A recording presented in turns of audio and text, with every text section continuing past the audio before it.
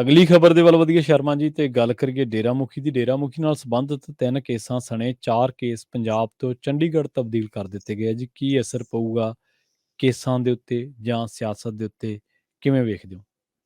ਹਾਂ ਬਿਲਕੁਲ ਪ੍ਰਵੀਨ ਜੀ, 4 ਮਾਮਲੇ ਨੇ ਜੀ ਜਿਹੜੇ ਸਿੱਧੇ ਡੇਰੇ ਨਾਲ ਜੁੜੇ ਨੇ। ਪਹਿਲਾ ਮਾਮਲਾ ਸ਼੍ਰੀ ਗੁਰੂ ਗ੍ਰੰਥ ਸਾਹਿਬ ਜੀ ਦੇ ਪਾਵਨ ਸਰੂਪ ਨੂੰ ਚੋਰੀ ਨਾਲ ਸੰਬੰਧਿਤ ਹੈ। ਠੀਕ ਹੈ। ਨਾ ਦੂਸਰਾ ਮਾਮਲਾ ਪੋਸਟਰ ਲਾ ਕੇ ਉੱਥੇ ਮੰਦੀ ਸ਼ਬਦਾਵਲੀ ਬੋਲਣ, ਉਸ ਨੂੰ ਲੈ ਕੇ ਹੈ। ਤੀਸਰਾ ਪਾਵਨ ਸਰੂਪ ਸ਼੍ਰੀ ਗੁਰੂ ਗ੍ਰੰਥ ਸਾਹਿਬ ਜੀ ਦੇ ਪਵਿੱਤਰ ਅੰਗਾਂ ਨੂੰ ਫਾੜ ਕੇ ਬਾਹਰ ਖਿਲਾਰਨਾ, ਸਿੱਟਣਾ ਗਲੀਆਂ ਚ ਨਾਲੀਆਂ ਚ, ਉਹ ਸਾਰਾ ਮਾਮਲਾ ਹੈ। 3 ਮਾਮਲੇ ਤਾਂ ਸਿੱਧੇ ਨੇ।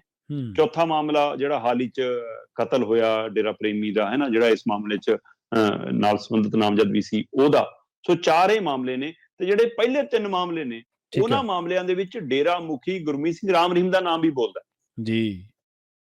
ਤੇ ਉਹ ਤੇ ਚੌਥਾ ਤੇ ਪਟੀਸ਼ਨ ਕਿਹਨੇ ਪਾਈ ਸੀ? ਪ੍ਰੇਮੀਆਂ ਨੇ, ਜਾਂ ਜਿਹੜੀਆਂ ਧਿਰਾਂ ਇਹ ਨੇ ਉਹ ਕਹਿੰਦੀਆਂ ਜੀ ਕਿ ਉਹ ਦੇਖੋ ਜੀ ਉਹਦਾ ਕਤਲ ਹੋ ਗਿਆ ਜੀ, ਇਸ ਲਈ ਸਾਡੀ ਜਾਨ ਨੂੰ ਵੀ ਖਤਰਾ ਹੈ ਜੀ, ਸਾਨੂੰ ਵੀ ਧਮਕੀਆਂ ਮਿਲ ਰਹੀਆਂ ਤੇ ਪੰਜਾਬ ਤੋਂ ਕੇਸ ਤਬਦੀਲ ਕੀਤਾ ਜਾਵੇ। ਫਿਰ ਹੋਇਆ ਕੀ?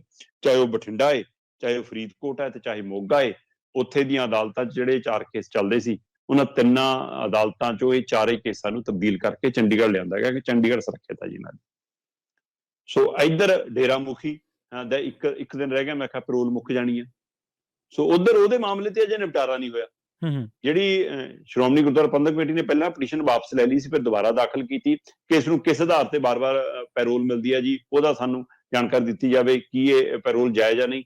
ਹਾਂ, ਹੁਣ ਮਾਨਯੋਗ ਅਦਾਲਤ ਕਹਿੰਦੀ ਨਹੀਂ, ਸੁਣਵਾਈ ਚੱਲੂਗੀ, ਕੋਈ ਗੱਲ ਨਹੀਂ, ਜੇ ਉਹਦੀ ਪੈਰੋਲ ਮੁੱਕਦੀ ਹੈ ਮੁੱਕ ਜਾਵੇ, ਅੰਦਰ ਚਲਾ ਜਾਵੇ, ਪਰ ਅਸੀਂ ਇਹਦੇ ਪਰ ਗੌਰ ਕਰਾਂਗੇ। ਸ਼ਾਇਦ 9 ਮਾਰਚ ਨੂੰ ਉਹਦੇ ਤੇ ਸੁਣਵਾਈ ਹੋਣੀ ਹੈ। ਸੋ ਇਸ ਲਈ ਉਹ ਸੁਣਵਾਈ ਬਾਅਦ ਚ ਹੋਊਗੀ। ਠੀਕ ਹੈ। ਮਤਲਬ ਇਸ ਆਧਾਰ ਤੇ ਵੀ ਹੋ ਸਕਦਾ, ਉਮੀਦ ਹੈ ਕਿ ਸ਼ਾਇਦ ਅਗਲੀ ਵਾਰ ਤੋਂ ਪੈਰੋਲ ਤੇ ਕੋਈ ਰੋਕ ਲੱਗੇ, ਜਾਂ ਕੋਈ ਤੈਅ ਹੋਵੇ 1 ਸਾਲ ਚ 3-3 ਵਾਰ ਕਿਉਂ, ਹੈ ਨਾ, 90 ਦਿਨਾਂ ਦੇ ਵਿੱਚ 40-40 ਦਿਨਾਂ ਦੀ ਇਕੱਠੀ ਪੈਰੋਲ ਕਿਉਂ।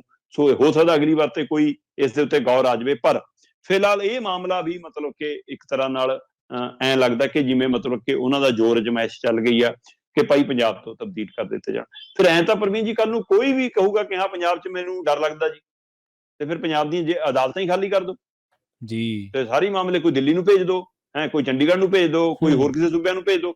ਸੋ ਇਸ ਲਈ ਇਸ ਤਰ੍ਹਾਂ ਇਹ ਵੀ ਉਸੇ ਤਰ੍ਹਾਂ ਦਾ ਮਾਮਲਾ ਨਾ, ਜਿਵੇਂ ਮਨੀਸ਼ ਸਿਸੋਦੀਆ ਜਦੋਂ ਸੁਪਰੀਮ ਕੋਰਟ ਗਏ, ਉਹਨੇ ਕਿਹਾ ਕਿ ਨਹੀਂ ਹਾਈ ਕੋਰਟ ਜਾਓ, ਤਾਂ ਇੱਥੇ ਵੀ ਅਦਾਲਤ ਕਹਿ ਸਕਦੀ ਸੀ ਕਿ ਨਹੀਂ ਭਾਈ ਸਾਡੇ ਤੇ ਭਰੋਸਾ ਰੱਖੋ, ਠੀਕ ਹੈ ਨਾ, ਆਪਣੀ ਪੁਲਿਸ ਤੇ ਭਰੋਸਾ ਰੱਖੋ, ਜਾਂ ਪੰਜਾਬ ਸਰਕਾਰ ਨੂੰ ਕਹਿ ਸਕਦੀ ਸੀ ਕਿ ਹਾਂ ਭਾਈ ਜੇਕਰ ਕਿਸੇ ਜਾਨ ਮਾਲ ਨੂੰ ਖਤਰਾ ਹੁੰਦਾ ਤਾਂ ਤੁਹਾਡੀ ਜ਼ਿੰਮੇਵਾਰੀ ਬਣਦੀ ਆ, ਇਹਨਾਂ ਦੀ ਸੁਰੱਖਿਆ ਜ਼ਰੂਰੀ ਆ। ਅਦਾਲਤ 'ਚ ਜਦੋਂ ਇਹਨਾਂ ਨੂੰ ਫੈਸਲਾ ਆਵੇ, ਚਾਹੇ ਫਾਂਸੀ ਹੋਵੇ ਫਿਰ ਫਾਂਸੀ ਲਾਵਾਂਗੇ, ਚਾਹੇ ਉਮਰ ਕੈਦ ਹੋਵੇ ਉਮਰ ਕੈਦ ਦੇਵਾਂਗੇ। ਸੋ ਇਸ ਤਰ੍ਹਾਂ ਮਤਲਬ ਜੇਕਰ ਕੇਸ ਤਬਦੀਲ ਹੁੰਦੇ ਨੇ ਤਾਂ ਇਹਦੇ ਨਾਲ ਭਰੋਸਾ ਵੀ ਉੱਠਦਾ ਔਰ ਮਨੋਬਲ ਵੀ ਟੁੱਟਦਾ। ਜਿਹੜੀਆਂ ਧਿਰਾਂ ਇਹ ਵੱਡਾ ਬੇਅਦਬੀ ਦਾ ਮਾਮਲਾ ਜਿਹੜਾ ਸਾਡੇ ਅਕੀਦੇ ਨਾਲ ਜੁੜਿਆ, ਸਾਡੇ ਧਰਮ ਨਾਲ ਜੁੜਿਆ, ਸਾਡੀਆਂ ਭਾਵਨਾਵਾਂ ਨਾਲ ਜੁੜਿਆ, ਉਸ ਨੂੰ ਢਾਹ ਵੀ ਲੱਗਦੀ ਆ ਕਿ ਇਹਨਾਂ ਨੂੰ ਮਤਲਬ ਕਿ ਇੱਕ ਸੁਰੱਖਿਆ ਛਤਰੀਆਂ ਵੱਖਰੀਆਂ ਤਰ੍ਹਾਂ ਦਿੱਤੀਆਂ ਜਾ ਰਹੀਆਂ। ਬੇਸ਼ੱਕ ਸਰਕਾਰ ਦਾ ਫਰਜ਼ ਹੈ, ਕਾਨੂੰਨ ਦਾ ਫਰਜ਼ ਹੈ, ਅਦਾਲਤਾਂ ਦਾ ਫਰਜ਼ ਹੈ ਕਿ ਮਨੁੱਖੀ ਅਧਿਕਾਰਾਂ ਦੇ ਤਹਿਤ ਹਰੇਕ ਦੀ ਜਾਨ ਮਾਲ ਦੀ ਰਾਖੀ ਕਰਨਾ, ਪਰ ਇਸ ਤਰ੍ਹਾਂ ਆਪਣੀਆਂ ਹੀ ਅਦਾਲਤਾਂ ਤੋਂ ਭਰੋਸਾ ਚੁਕਾਉਣ ਵਾਲਾ ਵੀ ਇਹ ਪਹਿਲੂ ਨਜ਼ਰ ਆਉਂਦਾ ਨਾ, ਇਸ ਲਈ ਇਹ ਫਿਕਰਮੰਦੀ ਹੈ ਪ੍ਰਵੀਨ। ਜੀ ਜੀ ਜੀ।